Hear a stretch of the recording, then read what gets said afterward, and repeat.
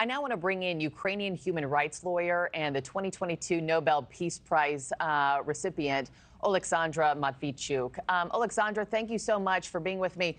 For Americans here in the States, this video is shocking to see. I mean, we can't imagine being physically dragged away, kicking and screaming to enlist. How does this land with you? And am I missing something? Are we taking something out of context here? The war is horrible, probably is the most horrible things which just can happen in a human life.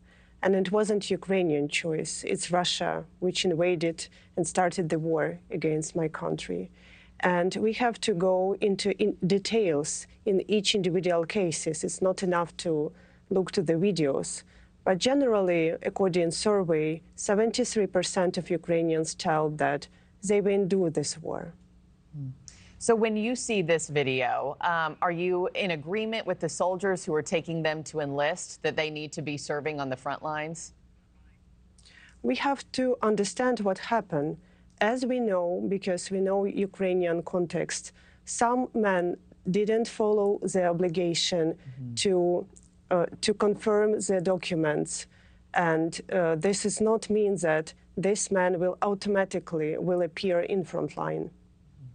I know you're in Washington, D.C. this week talking about your humanitarian work in Ukraine and the war crimes Russian President Vladimir Putin has committed since Russia invaded. What findings do you plan on addressing with U.S. lawmakers? I have documenting war crimes for 10 years already, and my main finding is that Russia uses war crimes as the methods of warfare. Russia deliberately inflicting the immense pain on civilians in order to break people's resistance and occupy the country. Now Russia has destroyed the vast majority of energy regeneration capacity of Ukraine. This means that millions of people in Ukraine will face this winter without heating, water, electricity, light. And this is very difficult situation because winter in Ukraine is cold. Yeah, I can't imagine what conditions are there like right now on the ground. How difficult is it to track human rights abuses when this war is still active and ongoing? It's very difficult because we speak about war crimes. We have to speak that this is a conscience policy of Russian Federation. My colleagues from Russian Human Rights Center Memorial made a report last year. They analyzed the human rights violations and tactics of Russian army in Chechnya, in Syria and Ukraine. And they told that this is the same war crime playbook which Russia used in any war.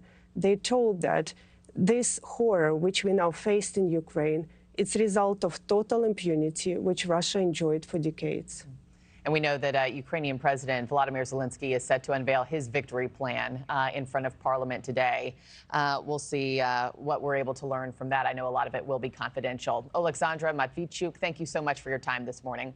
Thanks for watching, everybody. Go to joinnn.com to find NewsNation on your television provider. Also, don't forget to click that red subscribe button below to get more of NewsNation's fact-driven, unbiased coverage.